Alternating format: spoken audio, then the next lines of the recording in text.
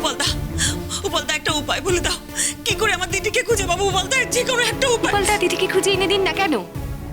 তোমার সেই লোকটি কোথায় গেল শ্রীময়ী, যে নাকি অসাধ্য সাধন করতে পারে, যার কাছে নাকি পৃথিবীর সমস্ত সমস্যার সমাধান আছে? শিবুজি বাড়ির এত বড় বিপদ দেখে পিটটান দিয়েছে। শোনো জুন, আমার মেয়েকে পাওয়া যাচ্ছে না, আমার মাথা ঠিক নেই এই সময়। এখন এইসব বাড়তি কথা বলে পায়ে পা দিয়ে আমার সাথে ঝগড়া করার একদম চেষ্টা করো না। আমি না কোনো অপ্রয়োজনীয় কথা বলছি না শ্রীময়ী। আমি যে কথাগুলো বলছি সেগুলো তোমার ভালো নাও লাগতে পারে, কিন্তু তাতে সেই কথাগুলোর গুরুত্ব হারায় না। আমার তো ধারণা উনি ভয়ে ওই বাড়িতে আসেননি। ভালো করেই জানেন যে আজ এলে এমনি এমনি ছেড়ে দিতাম না। হ্যাঁ, তা তো বটেই, তা তো বটেই। ইনফ্যাক্ট হয়তো আলাদাভাবে আমাকে পরে বলবেও যে জাম্বোকে আমি খুব ভয় পেয়ে গেছিলাম। একটা ভালো কথা বলে রাখছি, নিজের মাথায় ঢুকিয়ে রাখ, ওই রোহিত সেনকে না হালকায় নিবি না, তোর জীবন একদম তছনছ করে ছেড়ে দেবে।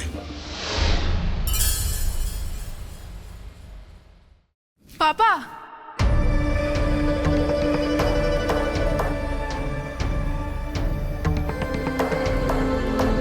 দিদি, দিদি, দিদি কোথায় ছিল? পাপা, দিদিমা,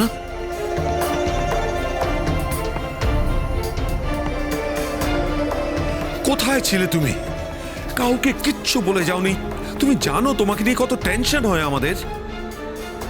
পাপা, জয়েন্টের রেজাল্ট বেরিয়েছে আমার। মেডিকেলে চান্স পেয়েছি আমি, 74 র্যাঙ্ক।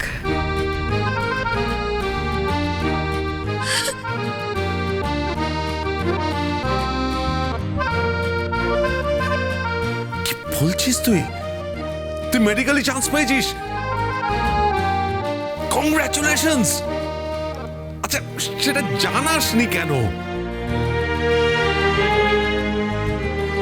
বাহ দিদি বাহ, আমার খুব ভালো লাগে যে যতটা সেন্সিটিভ তোমার বাবা তোমাকে ভাবছিল, ততটা সেন্সিটিভ তুমি এখনো হওনি। কি অরিন্দদা, ভুল বলছি না তো? এনিওয়ে, কনগ্রাচুলেশনস দিদি। Thank you. দিদি, এই যে যখন ঢুকলি তোর মা তো কান্নাকাটি করছিল, সেটা দেখতে পেয়েছিস না? পাসনি? আচ্ছা, এই যে তুই মেডিকেলে চান্স পেলি, ভালো খবর তো। তো এইটা শুধু বাবার সাথে শেয়ার করলি, মানে মাকে জানালি না? মানে মা যদি সময় মতো তোকে সুস্থ করে না তুলতো, তুই পরীক্ষাটাই দিতে পারতি না, নাকি সেই দিনগুলো ভুলে গেছিস? ফাটাফাটি ফাটাফাটি দেখি, মানে এই যে ব্যালেন্সের খেলাটা খেলছিস না, এই যে খেলাটা এই বয়সে শিখে গেছিস, এর জন্য কনগ্রাচুলেশনস। আগের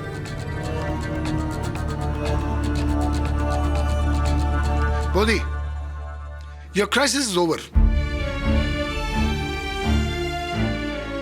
তোমার সেন্সিটিভ মেয়ে বাড়ি ফিরে এসছে, আর আশা করি তোমার কোনো চিন্তা হবে না। আমি আসি।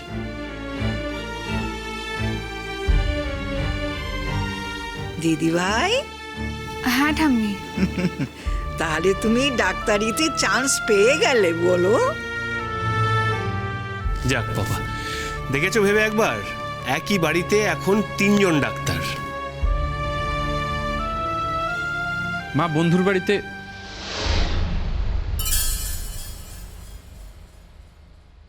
দিদি ফিরে এসেছে। ও মেডিকেলে 74 র্যাঙ্ক করেছে, জানিস?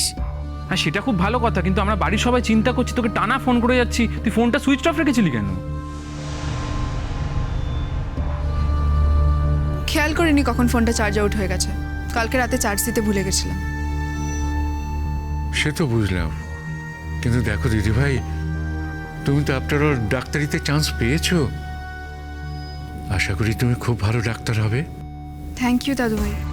ভালো ডাক্তার হতে গেলে দিদিভাই আগে ভালো মানুষ হতে হবে। ভালো মানুষ না হলে কিন্তু ভালো ডাক্তার হওয়া যায় না।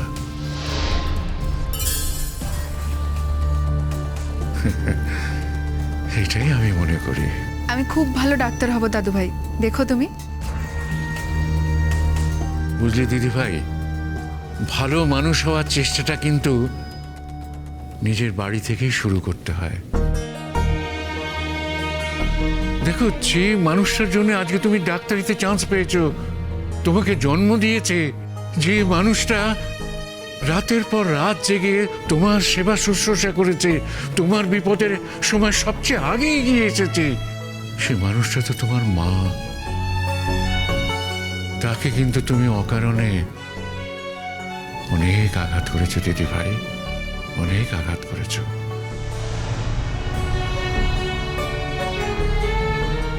দেখো দিদি ভাই, পৃথিবীটা কিন্তু তোমাদের থেকে আমি অনেক বেশি দেখে ফেলেছি। তাই তোমাকে বলবো দিদি ভাই, যার জন্য আজ তোমার সবকিছু, তাকে তুমি সরি বলো প্লিজ, তাকে সরি বলো। তুমি সবার সামনে বলেছ তোমার মাকে মা বলে ডাকতে ঘৃণা করে। এটা ঠিক করনি দিদি ভাই। আমি দিদি ভাই আশা করব তোমার মাকে মা বলে ডাকতে একদিন তোমার অহংকার হবে।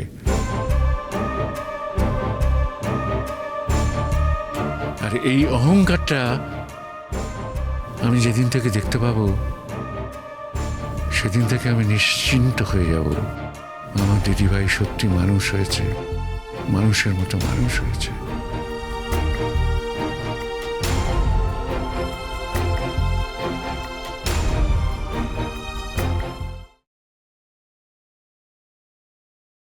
আসবো?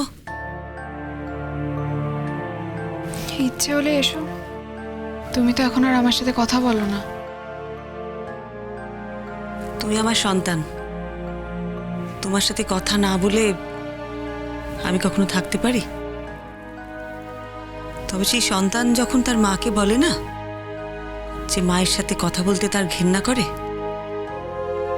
তখন সেই সন্তানের কাছে আসতে একটু তো লজ্জা করবেই না? এটা তো তোমার বোঝা উচিত। কাজের কথা কিছু বলবে? এত ভালো একটা খবর তোমার জন্য একটু কেক এনেছি।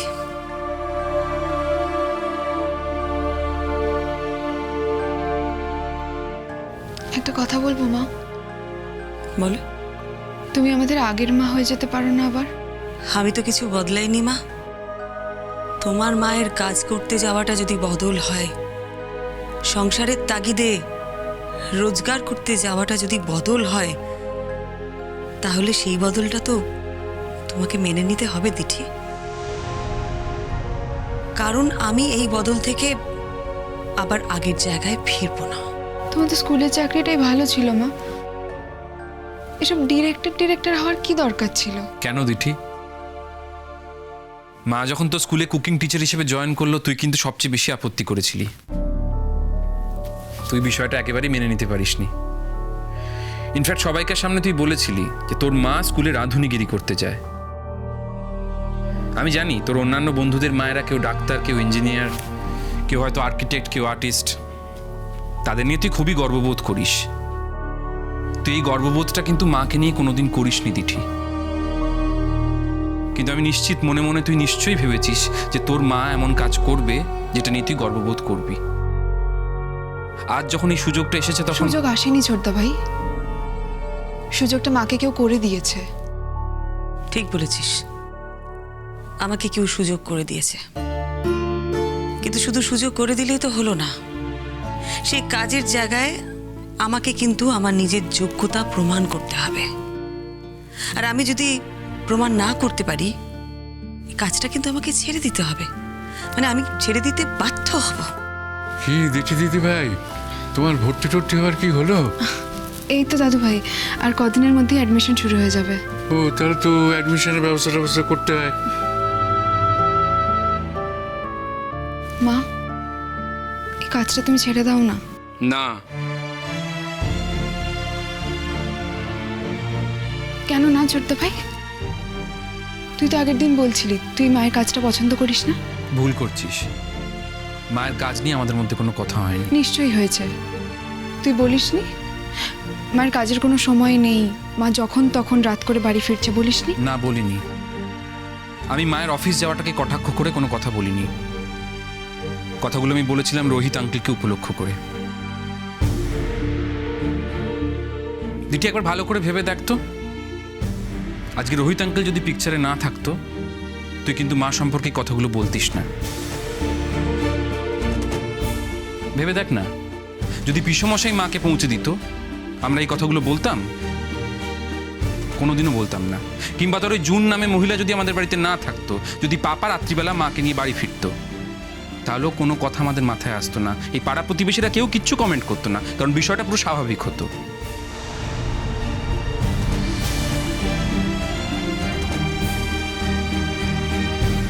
বাবা, আমার অ্যাডমিশনটা তো এগিয়ে এসেছে।